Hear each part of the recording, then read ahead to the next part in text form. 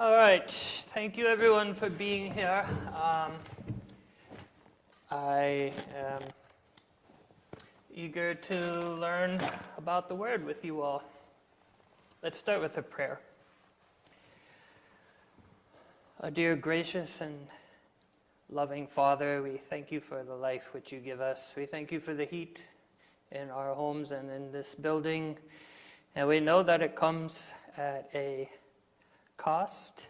Let us be acknowledgeful and humble in remembering the cost in what we do and the benefits that we gain. To help us to be humble before you at all times and all the gifts that you give us. Please be with us today. Let your Spirit be with us. Your love be with us, and your wisdom illuminate us. And last, I thank you so much for your word, by which we can know you and by which we are inspired by you. Amen. All right. So, this doctrinal class is called, I'm just going to shorten it to the Living Word. And I think I better start with a confession, which is that I have had thoughts such as, how can a book be alive? How can a book have a soul? How can a book be divine? How can a book that is used to cause wars and to justify slavery and all manner of evil be the divine living Lord? And those are thoughts that I have wondered about. Nevertheless, in my own life, I have felt the power of the Word, and I have enjoyed the power of the Word. I have been moved and changed by it. So there's this struggle. The idea that the Word itself is a living manifestation of God, when you start to feel that happening or notice it happening, it can be a most wonderful experience. So I think that from this point, I will just go ahead and start looking at the handout that's called the Living Word. It has the picture on the front. And there's going to be absolutely way too much material to get through today, so I'm just going to try to do the best I can. But from Arcana Celestia 1871, does anyone want to read that number for us? Anyone? Oh, did you raise your hand? Thank you, Tom. So this is Arcana 1871. How the word of the Lord appears before the angels cannot be described, but some idea can be formed by those who have seen in museums the optical cylinders in which beautiful images are represented from things roughly projected. Although the things which are round about in the projection appear to have no form, series, or order, and to be merely confused projections, still when they are concentrated toward the cylinder, they there present a lovely image. See the illustration. So it is with the word of the Lord, especially with the prophetic word of the Old Testament. In the literal sense, there is scarcely anything that does not appear destitute of order. But when it is being read, a person, and especially by a little boy or girl, I think it meant read by a person, and especially by a little boy or girl, it becomes more beautiful and delightful by degrees as it ascends. And at last, it is presented before the Lord as the image of a human being, in which and by which heaven is represented in its whole complex, not as it is, but as the Lord wills it to be, namely, a likeness of himself. And of course, the Lord himself is pure love, so it's not a selfish thing that he wants to see himself. He wants us to be able to celebrate in love with one another. Thank you, Tom. And before we get going, let's just read some foundational truths that are sort of needed before we can delve in here. So I'm just going to read this. The threefold word is the divine human. The word has life. The truth within it changes us. It changes how we think, how we perceive, and it even has the power to heal us of spiritual diseases like hatefulness, hopelessness, greed, lust for power, and so on. It is able to resurrect us from a state of selfishness, spiritual death, into love, which is eternal life. It has the power to cure society by infilling it with a new culture of love and goodwill. The tree is known by its fruit. Therefore, we can say that the books, which are natural, have a living and divine soul. It is also very human, including the full range of human emotions, states and desires, good and evil. It includes human perceptions of God that range from horrifying, full of false and dangerous images, to magnificent and crystal clear. Fully false and dangerous. In just the same way, the Lord was born with a divine soul within a natural humanity, full of the same selfish impulses and delusions of the senses that we are born into. So the Word enwraps a divine soul, that is love itself, within a human history that is often shockingly unholy. The following words from Isaiah 53 so perfectly describe the truth about the Word and the way it is often received. And this is the suffering servant. For the sake of time, I'm just going to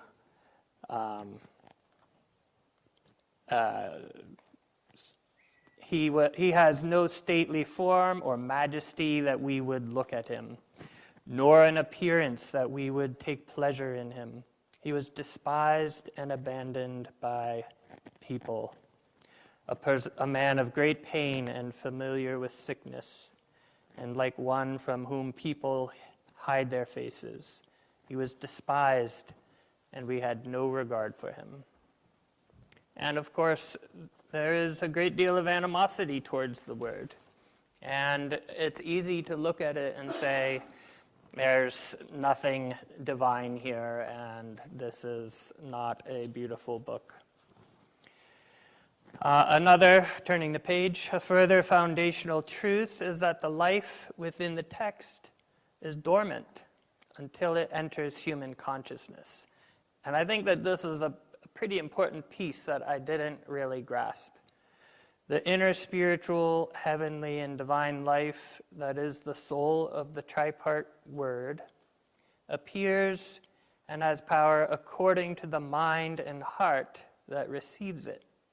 Think of the parable of the sower. The seeds must have the ground, and the human mind is the ground, the human heart. The Word is a medium or vessel through which the Spirit of the Lord finds its home and purpose in human beings. It exists to enrich us with spiritual joy, peace, and power to heal culture with love. The word spiritual life and our spiritual life are inseparable. The Word needs us, and we need the Word. The inner sense is life, the true divine life of love, and we are vivified by it. Yet without us, life has no home, no expression. Its life is our life, and our life is its, or that is our embodiment it takes on to express itself. The inner meaning is not intellectual. It is living, and in the living, its divine source is life itself. Through the Word, the Lord's Spirit adopts us as his mortal body. And here and throughout, when I use the word mortal, I'm meaning the kind of humanity that is natural and dies, not That's why I don't just use the word human, because human has much more meaning than that. So I mean by mortal, that part of the humanity that dies, and that is, the Lord had it, but he displaced it so that when he died, his body didn't die, but ours will die. Moving through our consciousness, the word dispels illusions, aligns our volition to love, and as love animates our body and words, and we become a branch on the vine. Therefore, just as the Lord takes on a mortal humanity to be the natural level of the word, so by means of the word, if we are willing, he dons our natural lives to be his mortal body, so that his love can give us joy, and that through our loving others in the natural world, he can touch the lives of others and vicariously heal them and culture in general. The word's life and our life are realized and become one when so united. Apart, they are both dormant as potential.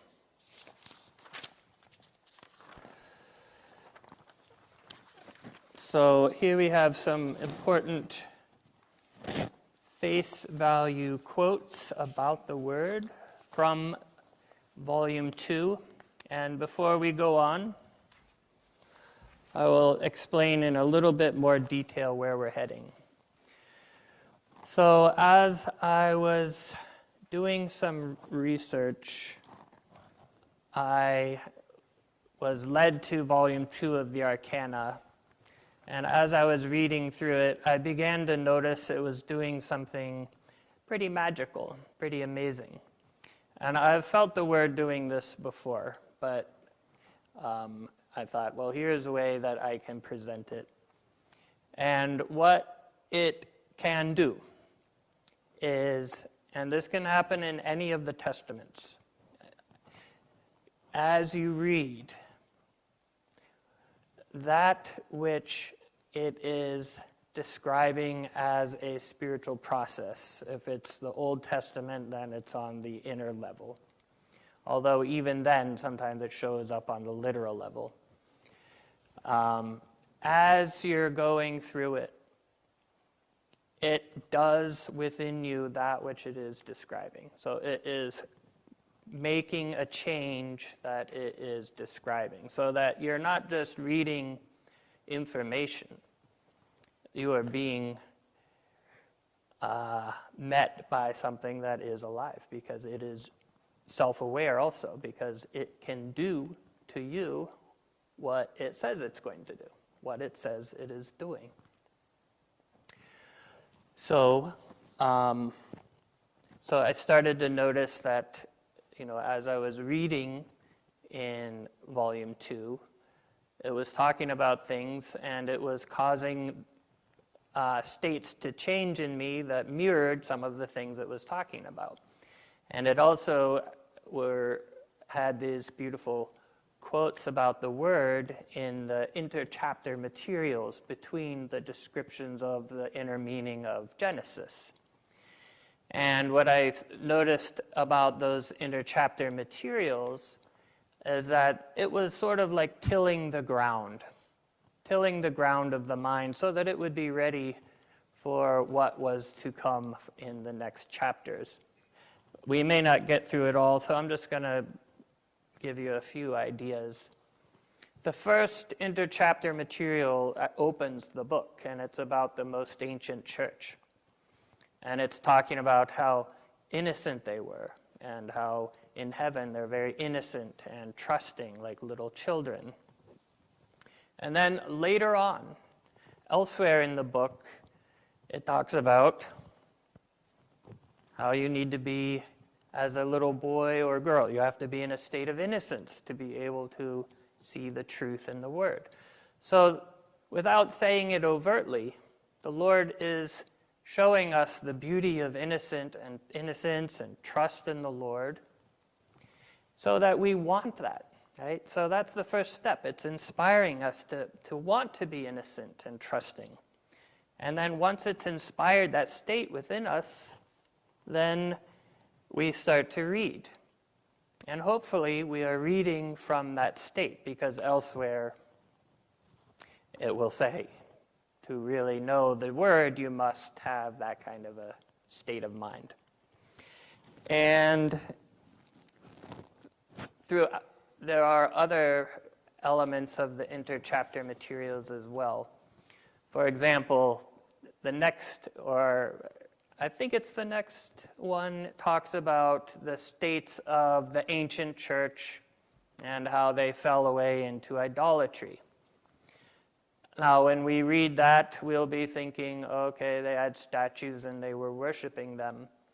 But then the next chapter talks a lot about, or maybe it's not the next chapter, but within this volume, it talks a lot about how the literal sense of the word, if we focus on it, we won't understand anything. We will be in a state of confusion. So it's an analogy. It's saying if we're stuck in the letter of the word, then we are idol worshipers. We are in idolatry. Because what it said of the ancient church was that they got grounded into the natural alone. Now, it might be tempting to say, so if I don't want to be outside of the life of the word, then I need to raise my mind and think symbolically. But throughout, we read that if we want to see the inner sense of the word, it's not even see it. It's to be moved by it. We must approach the word with love, with charity.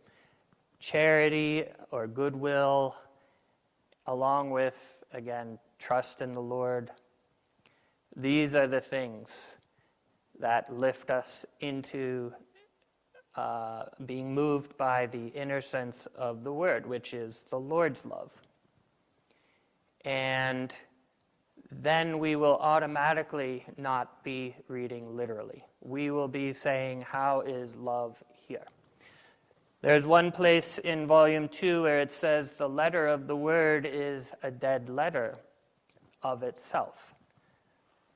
So think of it as a Rorschach test.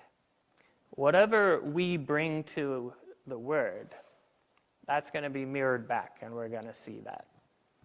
And there's another interchapter material about I believe it's in the section about the word, which is where the quote Tom read is from.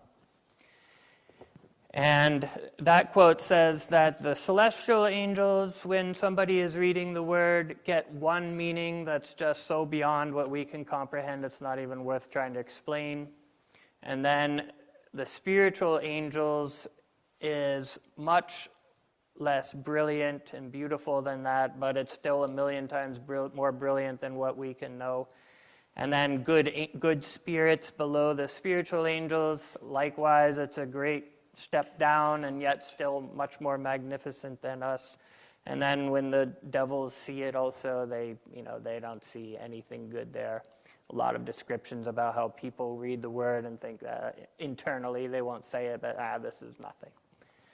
So again, what attitude we bring, that's what we will see. And the attitude that the highest angels bring is pure love. They just love everybody and they love the Lord. And when we approach the word with that pure love, that an adoration for the Lord and a trust in the Lord, but also looking to how can I love my neighbor from this information, then we will see it as it really is. So it's a Rorschach test, but it's more than that. Because when we put on the right glasses, suddenly we see it and we say, this is what it really is. It's not just a random ink blot. This is what it's meant to be seen as. So,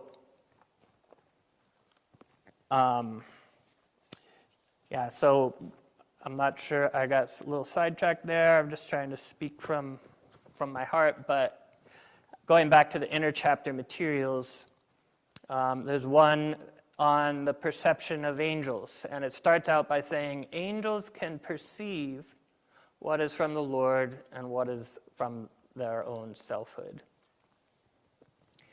And I think that this is also a preparatory remark or a key to how to read the Word.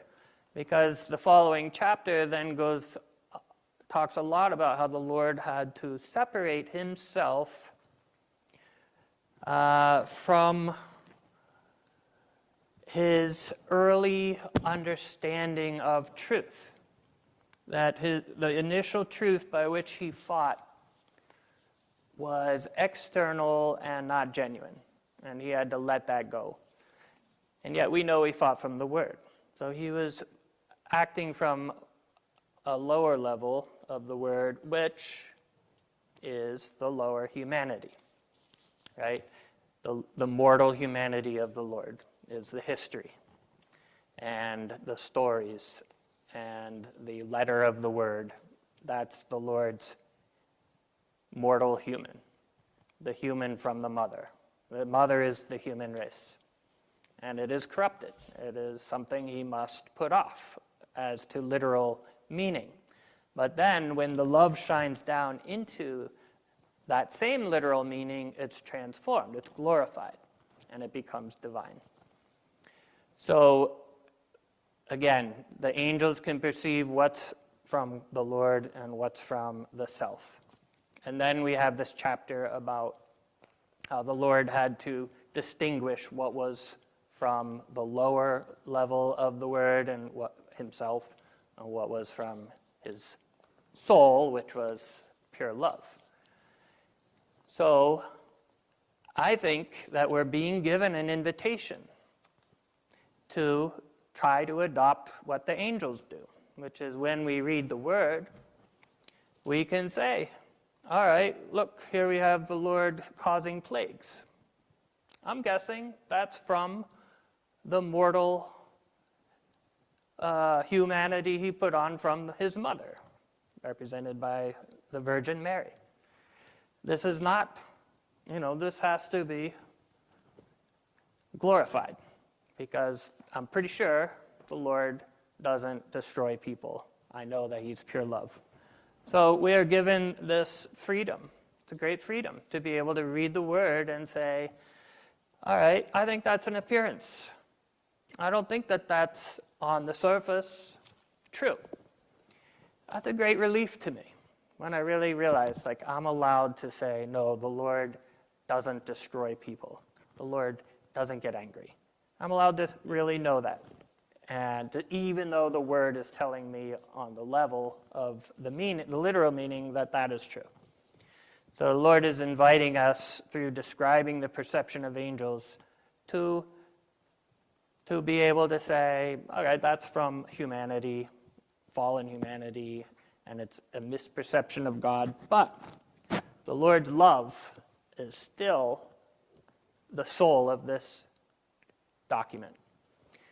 And if I adopt that same love, or a portion of it, into myself while I read, that will illuminate. It will cause it to be, maybe not in my lifetime, but some places, sometimes, glorified. So I can see that, I see how divine love is being expressed here. And one of the things that it does, I believe, is that the fallen states listed, not listed, but described throughout the Word, these are going to trigger those same fallen states inside myself.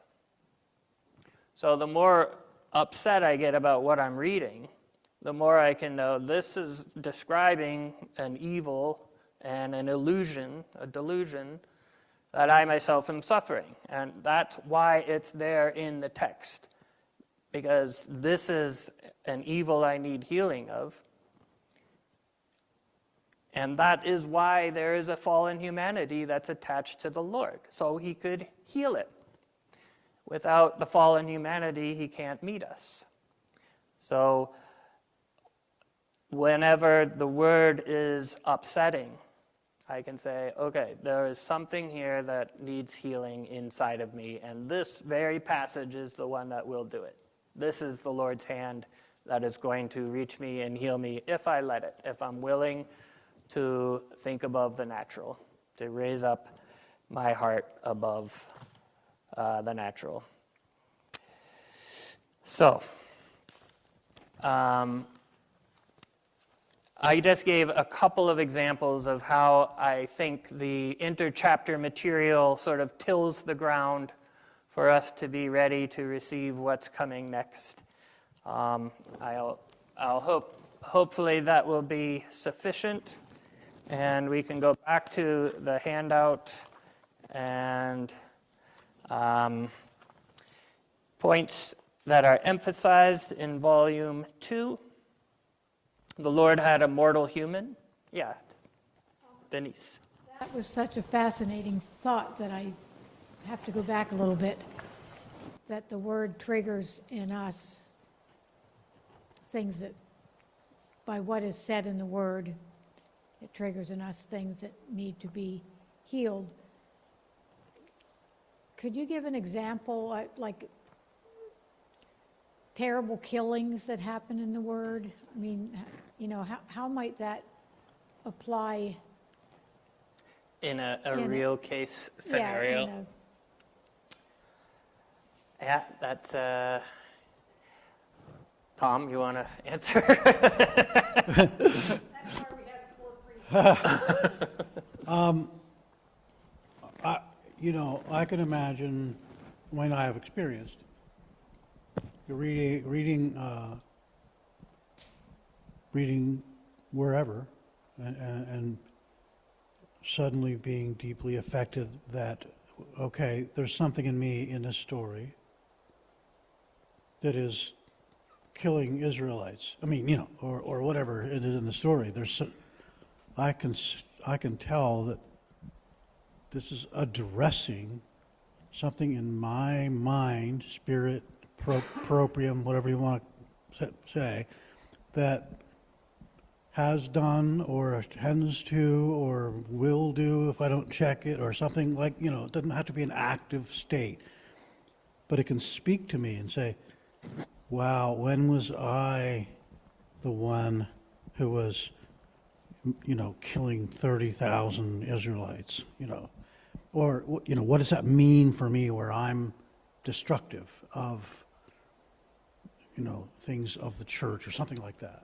And we know this. So it's just that I think kind of anywhere in any testament, all of a sudden I can be feeling, wow, the Lord knows me because that's in me. What's being talked about is in me, and I need to be, you know, I'm being reminded of it again. Well, thank you so much, Tom. I'll try to answer you just off the cuff. I'll get Nancy. You'll be next. Off the cuff, so one of the least favorite passages in the Word for I think everybody is "dash the children against the rock." Right? It's abhorrent. It's a horrible thing to have to hear. So, first thing I have to remember that it's my natural being triggered by the word's natural. So I have to come up and say, okay, this is representing something, and I have to understand that divine love is trying to tell me something here. And this was, you know, a good thing, commanding, like this is what we want to happen, right? So I guess the first thing that I would say, well, what does love say? Well, love says, I love infants, right? We don't want to hurt them. So, okay, innocence. You want to protect innocence. And so you're wanting to not have, wait, I got lost. I had a thought. So I want to protect innocence. So then this would be referring to, you know, taking away evil that attacks innocence, right? So what has the word done? It's forced me to not attack. I would be ready to throw out the word, right? In which case, I'm doing harm to innocence, right? So if I go through the process of getting myself in a state of trust and love, then when I reinterpret what it's saying, it's basically saying, don't saying the opposite thing, which is often the truth. When the paper comes down out of heaven and gets to hell, it's saying the exact opposite thing. So what it's really saying is preserve innocence. Don't dash. Don't attack the word because it says this. And another one is, one of the little difficulties of being in the new church is how Jewish people are portrayed in the Third Testament. And one of the things I love about this church is it says, look at it symbolically. I was reading about this in a different book of the Arcana, and it was beginning to upset me at how it was discussing Jewish people. It was about circumcising Moses' son. And then it said, and what circumcision is talking about is cutting away focus on the natural sense or the natural world. And then I realized, here I am focusing on the natural sense. If I cut that away, I realize it's just talking about my own natural, tendency to be a natural materialistic person. So that's maybe a better example, since it's one I actually lived through and not just trying to come up with something, if that makes any sense. So I just think a lot of the time, like that's a good one, because I was thinking naturally, having natural emotions of upset, and then when I got what it was really trying to say, then suddenly it was cut off and I was fine. So just as freely we are encouraged to think above the letter in the other testaments, we're allowed to do that in the Third Testament also. Nancy. What I thought she was talking about, I don't know if this is true, more along the lines of when the Lord tells us that when I was hungry and you gave me food, and thirsty and you gave him drink, and imprisoned and all that. Mm-hmm. And there's an angst in my chest when I hear that, and the Lord says, well, if you've done it to the least of them, you've done it to me. And he's telling us that, guess what? If you're not visiting people and being a kind person, and that very little teeny passage is reflected in the whole word, because it's the two great commandments, right? And in the two great commandments, in the whole word is full of this horrible, murderous stuff, these wars and these killing of the women and children, and the Amalekites and everything.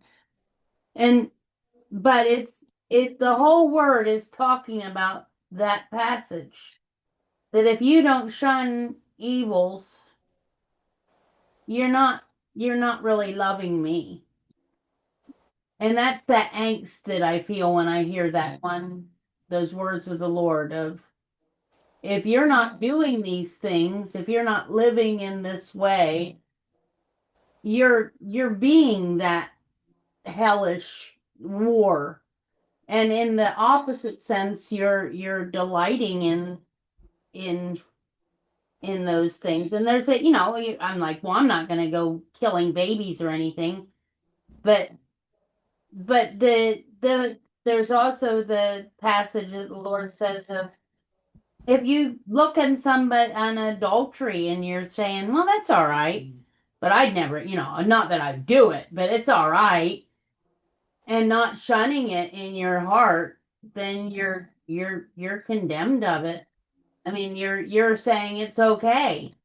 And so all the evils there that seem like so massive, well, it's a slippery slope, if killing one person is okay, if being throwing one person in prison because they didn't do anything is okay, Well, we can do that to 2 people, and then we can do that to 100 people, and then we can have, Gestapo camps, because all of a sudden it's okay to throw a person in prison. Well, it's the same with reading the word. When I'm saying, it's all right to be a murderous, horrible person, then it's all right to do all those war things. Now, of course, the word is always tripping us up because there's opposite senses, but in the brutal sense of it is, if I am thinking murder and being nasty to people is okay, then it's going to be okay to anybody. Because it's all about that passage. If I would do it to the least of them, and this may I mean it in a bad way, I'd do it to anybody, and I'd even do it to the Lord. And you can take that passage both ways. That if you wouldn't feed the Lord when he was hungry, basically you're starving the Lord. Because that's just the next step, isn't it? That you would go the opposite way. Because if somebody's hungry and standing outside your house asking for food, and you're not giving them anything, you're basically saying, starve, sucker, I've got the money, you don't. So I don't know. That's to me when I read that, when I hear it's like all the word is talking about my relationship with the Lord and myself. It's not talking about somebody else. So, thank you, Nancy. So I want to go back to the dashing the innocent on the rock. So if I think, okay, this complete falsity, complete misrepresentation of God's desire is in the Word, then I know that is a misconception that can exist in me, right? And it's there to represent a state that I can have. And so, for example, when I get upset about things that are going around, sometimes I get that angry, like, let's just take care of this, let's get violent and take care of the problem. But, and that's basically at root the same thing, because the message was get rid of the enemies from when they were very young. That's why they were to do this. That's not the right way. That's not the Lord's way. So if I think of it as, okay, this is something inside of me, and, sure enough, that is an active state. That bothers me because I do feel like that sometimes, like that it's better to use force to achieve the Lord's goodness on earth, when that's not true, right?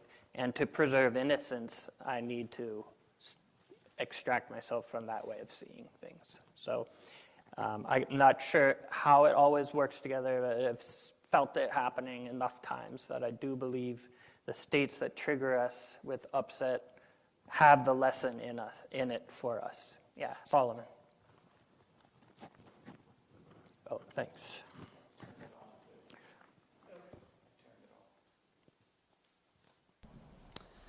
Thank you for this, Kent. This is great. A lot of thoughts. What's coming to mind for me right now is I feel like there are parts of the Word that I can read where it's easier to have this experience, where I can be aware of what it's triggering in me and aware of what the next step is. The consciousness of that, consciousness of what is happening.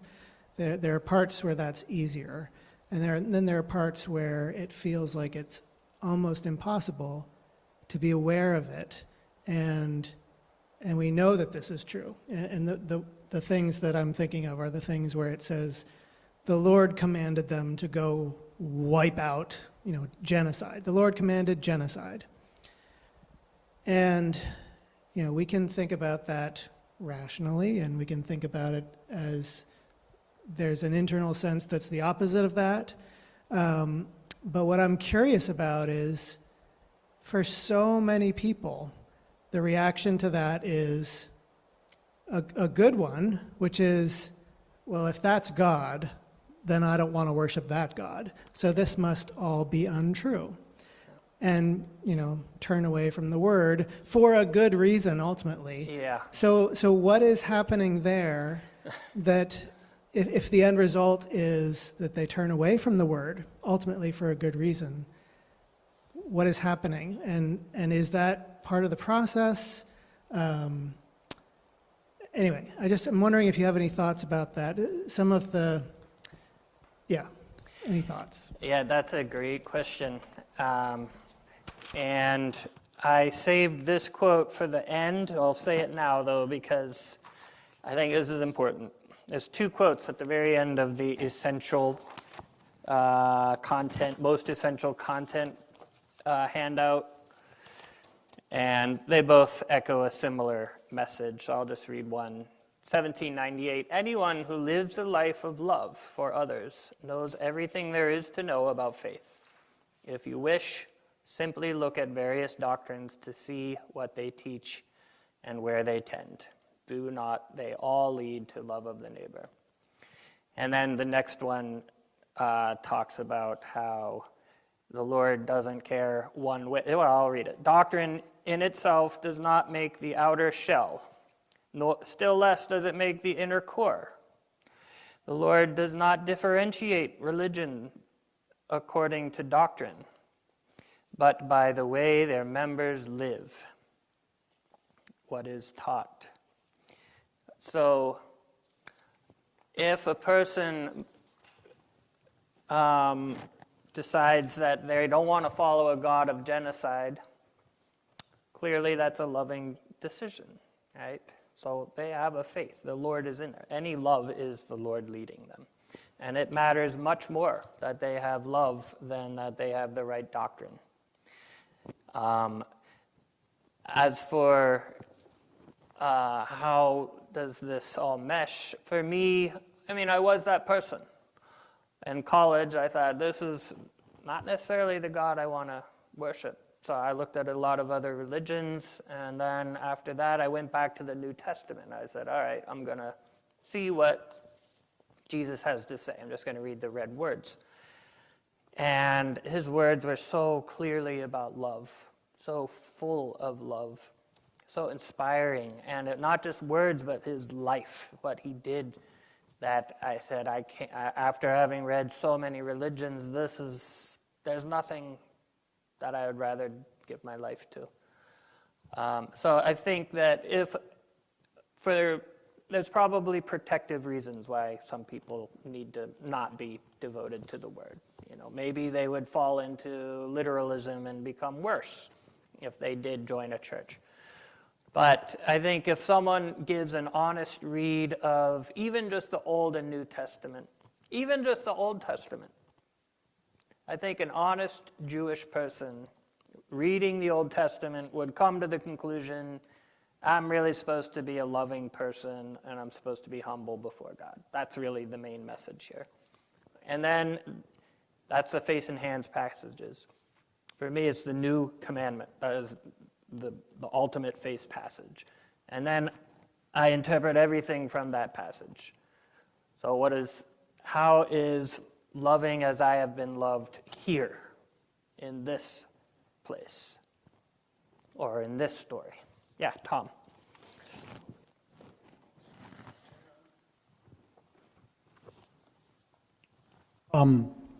Yeah, what Solomon said got me thinking about this.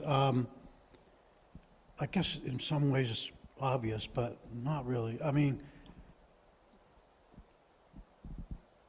The word in all three testaments is filled with unbelievable, beautiful things that just touch you right away. And like, this is the Lord speaking.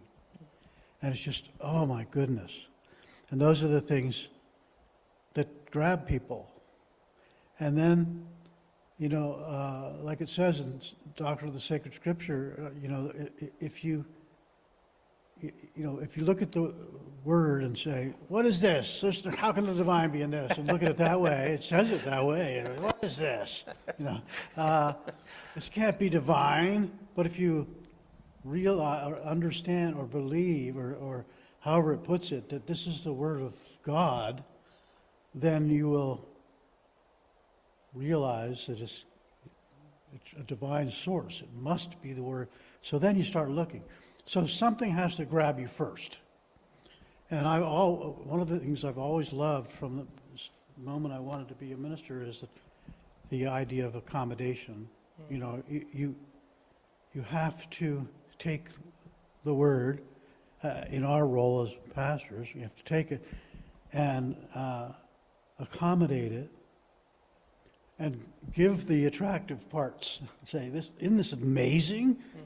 And then you can help, people discover, oh wow, look what this dashing children against a stone means. It means this. Couldn't possibly mean anything else. It's from the Lord. And then once you have the one, you're willing to listen for the further. Sort of like getting a taste for jazz music or something. I mean, at first you're attracted by something more simple and haunting, and then you start going, wow, and you get into further, into beauty, paintings. There's so many times ways this applies to things that we experience all the time, where we acquire a taste, but first we're attracted, and that the Lord does that all through each testament. Yeah. Thank you, Tom. And one of the quotes here, I think it might be on page 4. Well, I'm not going to try to find it. Mom But, wanted to say something. okay, I'll finish this point, and then Dawn. And I did read it in the service the other week about how just that. The Lord had to write into the literal sense the states of humanity so that anybody in any state might be caught by it and brought towards closer into his love and grow towards his love. So, for example, a person who is full of bloodlust, they might say, oh, look, this is a God I can get into. He likes genocide. But if that person is honest enough and humble enough, by the time he gets to, the end of the Gospel of John, he might be saying, I was really confused about who God was, and I got a lot of work to do, So that's another answer to the question. Don, and then Solomon. And then Carol. Okay. Can you hear me? Yeah. I think this is such an important class. It's just, I'm just so thrilled with this class. Cherubim, there's so many things written about cherubim guarding a person going deeper into the Word. And it's just through my life, it's amazed me that I can read it, be excited about something and read it to somebody, and they absolutely don't think anything of it, or it doesn't mean anything, or at all. And then another person, I mean, these are people not in the church. Another person would just say, "Oh, how beautiful! Oh, la la la." So it's, and I always thought that's the Lord knows to eternity what a person is going to develop spiritually, what means they're going to develop, and he just keeps them from going into something that they couldn't maintain. But talking about the Jewish, I've been able to go to various Jewish services, and they must pick out all the things that are about loving and caring. And I've never been more impressed in my life than when they picked up the Torah and they brought it down the aisle and people kissed it and touched it. And it was just so beautiful. They just honored the Word so much. And I was thinking, how in the new church can we honor the Word, and I mean love it in that way and see it as the divine. It's just interesting to me that they love the letter in that extra. But thank you for this class. It's really, really great. Thank you, Don. My pleasure. Solomon. I like the fact that you titled it The Living Word, and I feel like that's so key with all of this. And that idea of thinking of the Word as it's more than a book. It's a person. It's a personality within the book, within the books, within the words, within the truth of that. And I feel like that is where it really helps me to understand all of this, because I know in my own life, my own spiritual life, I have been guilty of judging a person by one thing that they have said.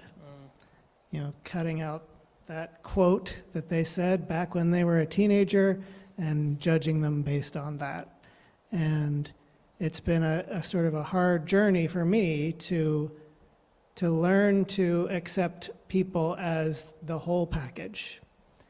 And it's helpful for me in learning how to love people, to remember, kind of like what you were saying, that you go to that New Testament, you find here's who God really is, and now I can see that in the Old Testament.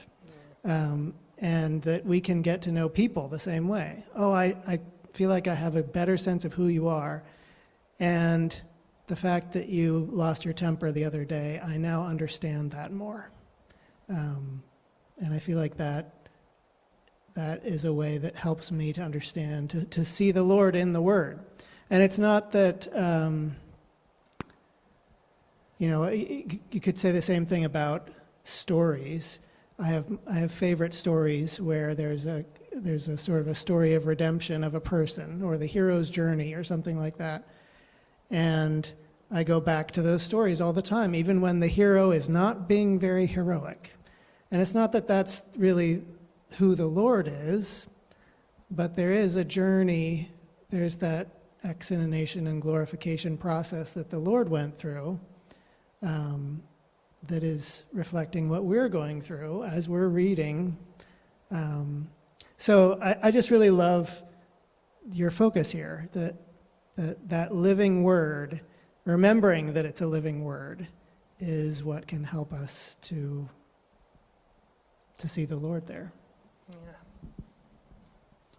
Yeah. What time are we done? Should be 8:30 max. Okay, 8:30. So I have a few more things. As I said, I'm not going to get through everything, but there are a few more things I want to say. Carol, and then Tiffany, did you want to say something? And then Siti. Yeah, I'm so amazed. Can you hear me okay? Yeah, plenty. I was so amazed that you chose volume 2 of the Arcana, because just this past week I got a research question from someone who saw an exhibit I put up at the General Church Assembly in the library, including volume 2 of the Arcana in English, Swedenborg's own copy that we own. And what was so special about volume 2, because he already started publishing in Latin, and why did he choose that volume 2 and skip volume 1 to hire John Marchand, a literary gentleman in London, to translate it? And it was the first thing translated in the vernacular and paid for by Swedenborg. And also, he reviewed it. As far as I know, it's the only translation he reviewed.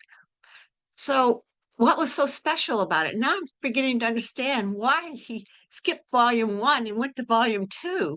I'm just amazed with this class. There's no accident that this happened and why he chose that. He also chose to try and publish it serially. He wanted it, he was selling it for 6 pence or 8 pence by the chapter, because he wanted it to reach the public. He wanted to reach everyone, not just the scholars and the people who knew Latin. He wanted the people in London where he was living at the time. But isn't this amazing that this is the only thing that Swedenborg actually paid to have translated, the first thing. And here we are getting into it. Now I understand why. I just thought, what a coincidence. I just thought you should know that. And if you ever want to see it, I have it in the library, his own copy Wow. Yeah. that he paid to have published. He paid for the translator. He reviewed the English, and it's the only one he ever reviewed a translation of. So volume 2 of the Arcana, very special. Yeah, and I actually want to say something about that. Thank you, Carol. Yeah. And that is, so we learn in the Third Testament literal sense that chapters 1 through 11 and a half are myth, basically. They're unreal history. Whereas halfway through 11 and onwards, which is about where volume 2 begins, is actual history. And it is also where with Abram, the first major historical character, we start to hear about the Lord's process when he was alive on earth. And so in that process, we read that the Lord, again, this is symbolized through the story of Abram, but the Lord saw that there was evil in his mortal humanity, and that he needed to put that off. And he also saw that his understanding of the word was natural, and he needed to raise it.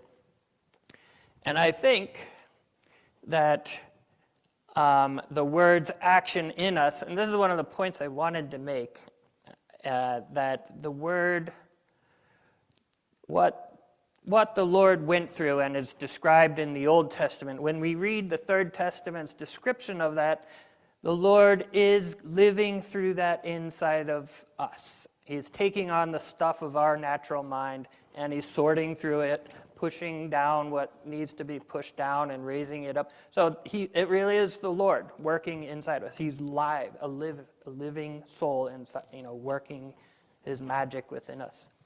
So I think that mythological first 11 and a half chapters represents when we are thinking on a natural level. It's like myth, it's not real. Whereas the actual sense, the internal sense which the Lord was waking up to at that time, that's when reality begins. And that's why it turns into real history. David or Tiffany, and then City. Thank you, Kent, for this class. It's wonderful. Every time I read the word, I just think of, trying to get through all the natural stuff that I'm seeing. I sometimes get caught up with the historical content and forget, oh, right, this is the living word. God is speaking to me. I need to think on horse. It's like, let's switch to the other door, because I keep looking at it as a historical document when it's actually a spiritual document. And to hear that small voice of God inside it, and to listen to what he's saying about me and to my spirit, and it's wonderful. So thank you so much. Thank you, Tiffany. My pleasure. Yes, City.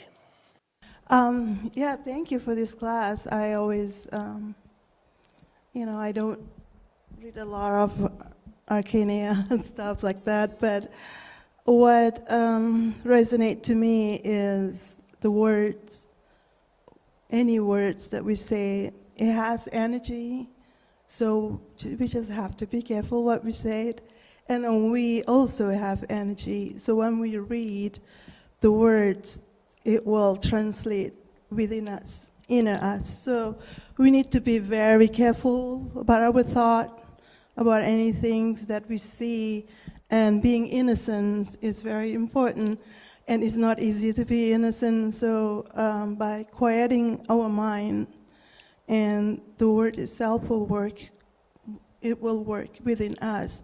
I was thinking, like you were saying, the word genocide. I mean, if we just quiet our mind, if we look within ourselves, it's probably genocide means you're killing your own innocence, like you're not seeing it like with a pure heart. So yeah, make the word impeccable. It's very important. Thank you, Siddhi. Thank you. Okay. So another point that I think is really important to bring out and is emphasized in Volume 2 is that the word reaches people differently. So in one passage, interchapter material on the word, which is about near the end of Volume 2, Swedenborg is reading the Psalms, and he's noticing that one spirit who's being affected by it is affected in one way according to who they are, and another spirit and an angel, different people are being affected very differently by the same text according to their ability to receive it, which is not only how much love they have within themselves, but the color of that love, the different characteristics that they have. And so again, it's the last quote of the package is, what matters is love. And it's really easy for theologians to get into arguments about, this is what it says and this is the right. And when that's happening, everybody's wrong. It's meant to be individualized. The Lord reaches everyone uniquely. I think that's such a beautiful, beautiful part of it's like Volume 2 is teaching us how to read the Word, and that is such a critical, beautiful point. I can celebrate that Solomon sees something completely different than I see, and I can't comprehend it. It doesn't make any sense, but I'm happy you see it that way. That's such a more beautiful society. And the other thing that I think is really important is that as magnificent and holy and moving and life-changing the Word is, it's here so that we will love other people. And that's what it's trying to do for us, is to get us to be people who are healers in the world, spreaders of goodness, blessers. Anybody who's spreading goodness or caring about other people or things that are important, even if it's not people directly, but it's good, that is a healer, right? Because we are in a fallen society. So, all right, I think that we'll have to let you read the most essential package on your own if you want, but maybe we could, at least to make sure I got through all the points, on page 5 of the Living Word and Exploration handout. Just try to read through these points. Page 5. Number 1. The Lord had a mortal human and divine side. The Lord put away the worldly human side and awoke to his own divinity, which is divine love, from which he loved and saved the human race. By that same love, he united his human to his divine and so glorified it. The Word has an internal meaning, which is nothing but divine love and charity. Though the literal sense is full of mortal misconceptions arising from mortal selfishness. The heavenly meaning of the word sanctifies and glorifies the external meaning. The internal sense of the word can be seen only by the eyes of love and charity. What is seen is uniquely according to the state and needs of the receiving, reading mind. Heaven is far superior to earthly life. The sensations, the thoughts, the potency and efficacy of love, the joy and peace. Okay, and then the points to be brought out. Let's see how many of these I actually hit. The words life and work within us is a recapitulation of Jesus' work of glorification when on earth.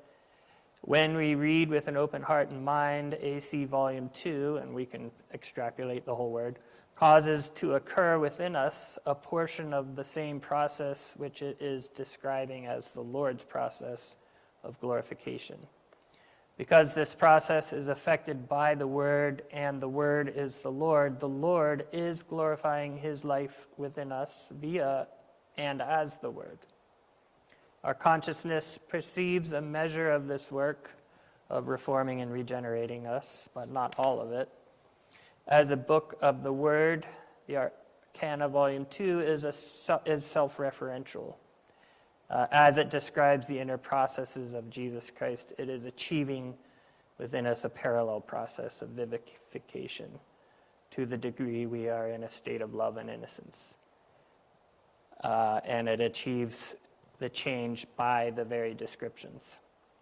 Since the Word is the Lord, it is incarnating within the material of our natural mind as its natural body. And it glorifies all that it can there, meaning it orders consciousness into the design of love, banishes selfishness and delusions, causes all knowledge there to become subservient vessels of love, which is the Egypt story when Abram goes into Egypt, and causes all of our personal natural history to become a servant of love's divine purposes, just as the natural sense of the Jewish history becomes a servant to divine purposes of the divine Lord. Just as the Lord caused... Oh, yeah, I just read that. All right, turning the page. 7, whatever of our mind, the Lord, as the Word, is able to so order into the purposes and service of divine love, becomes a part of our eternal and heavenly home and body. Thus, the Word glorifies what it takes on, because it brings it back up to heaven with it. And nothing, okay, 8, the internal sense of the story has the healing for the spiritual disease symbolized by the literal level. Whatever of the literal sense disturbs us symbolizes the illusions and connected selfishness that is resisting because stuck in the natural. Volume 2 prepares the eyes of the Spirit to open to see the Lord in the Word by means of the interchapter materials.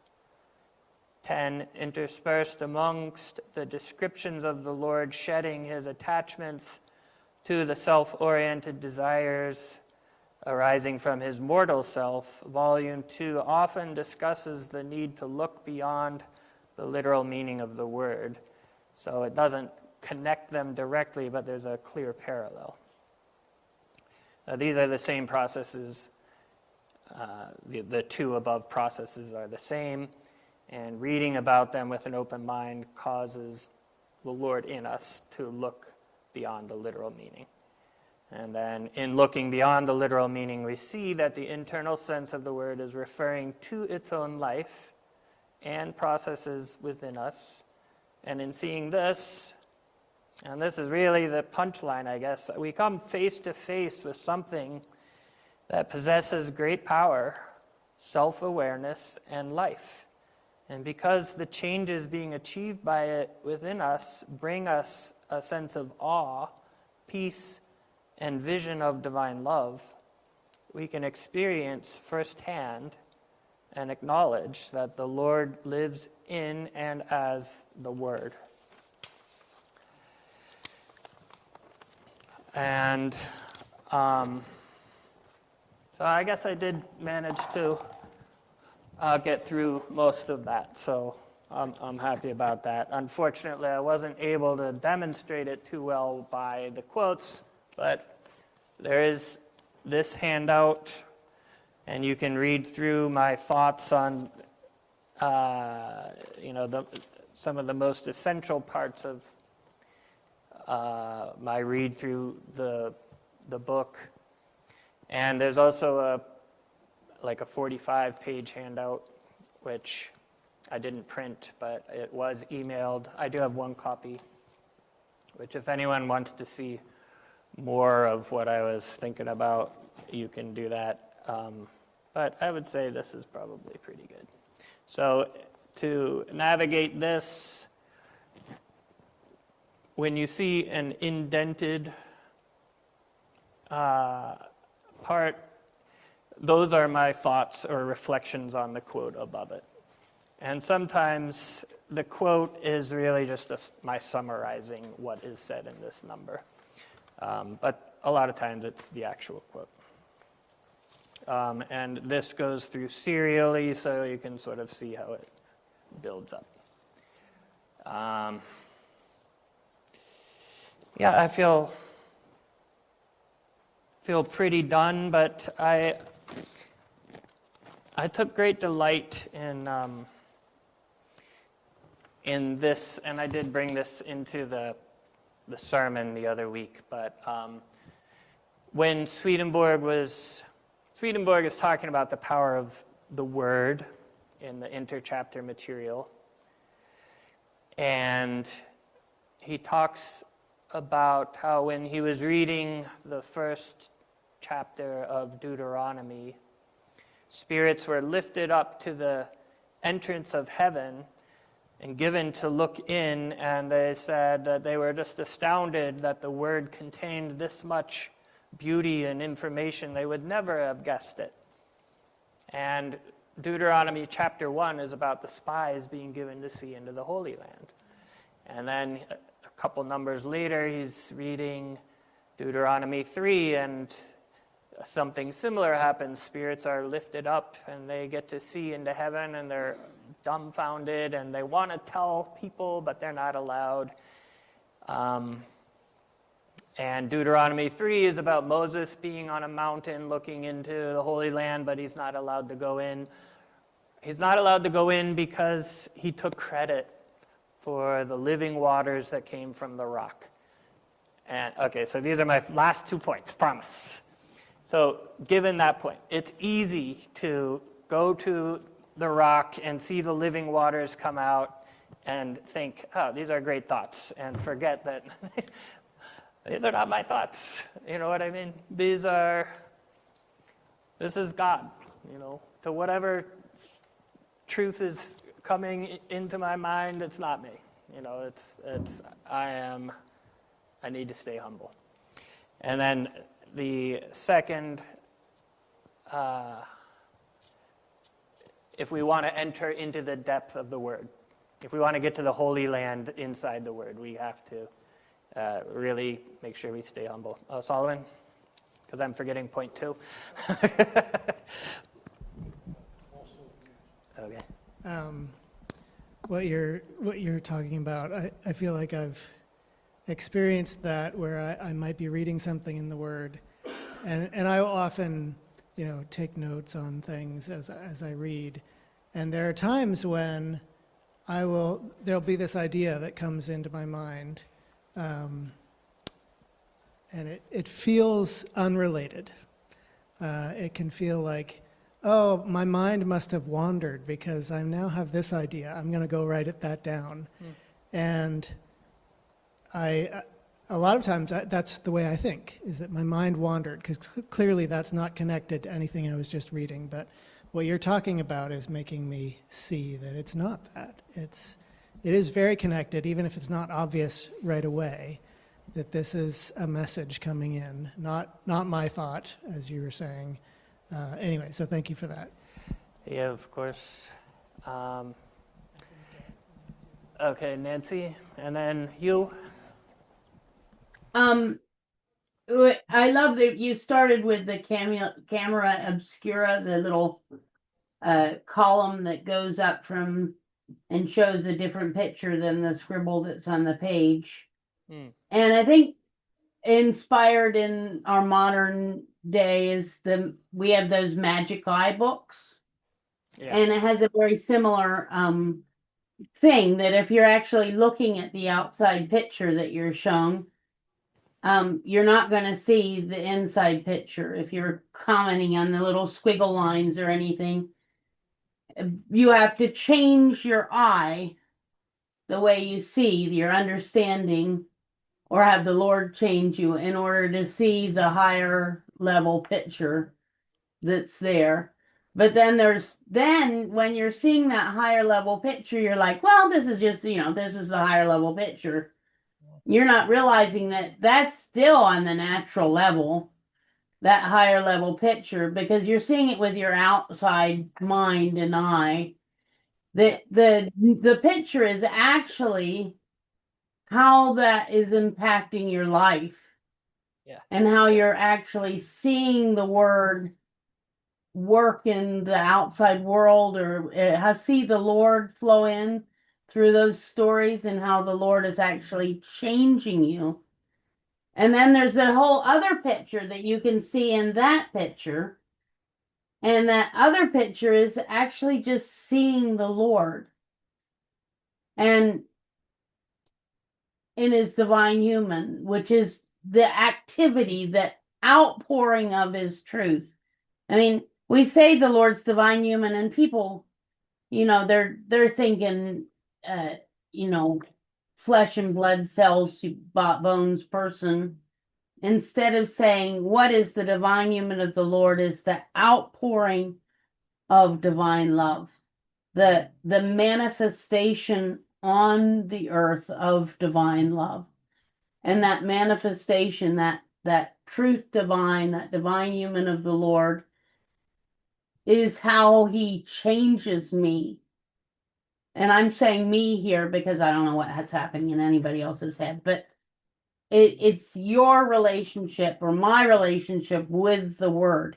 And that's way so far above those simple pictures that are hidden in the thing. And I feel don't we feel so elevated when we see those simple pictures hidden inside the squiggle pictures? Oh, I got it.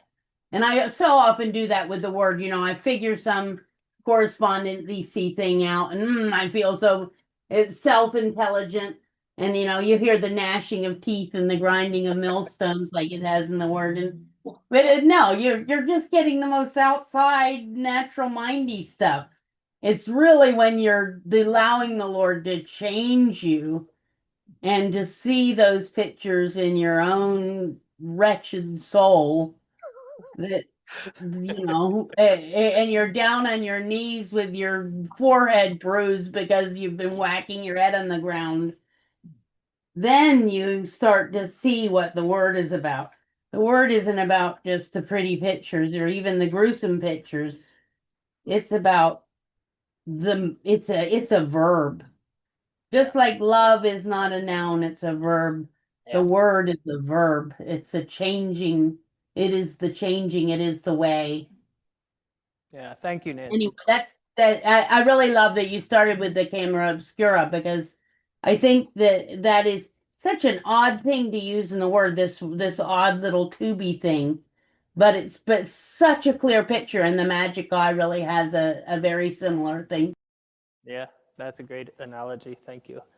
Yeah, I agree. And that was my second point. Actually, you reminded me of it, which is so as the Lord is beginning to see the truth, because he's beginning to see from his divine love, he's beginning to see these amazing things, then that's when Pharaoh wants to take Sarai, who represents that beautiful truth.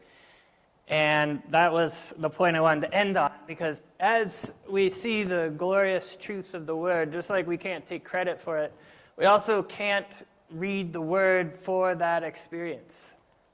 The point isn't to have wonderful truth. The point isn't to be amazed or to have, the great insights.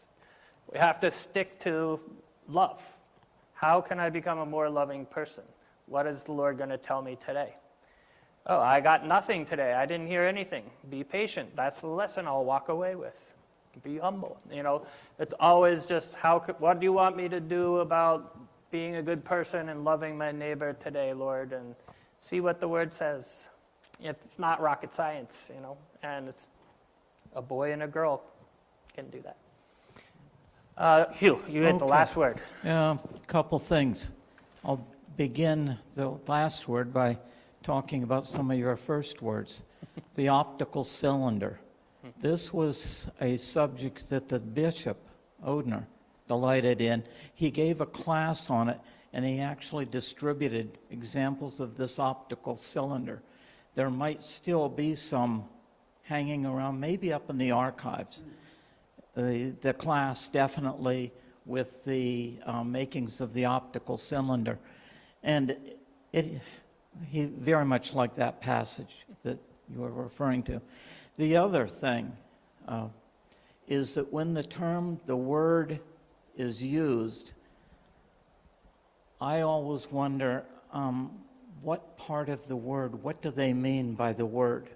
For some people, saying the word means the Old and New Testament. That's the most common one I run into.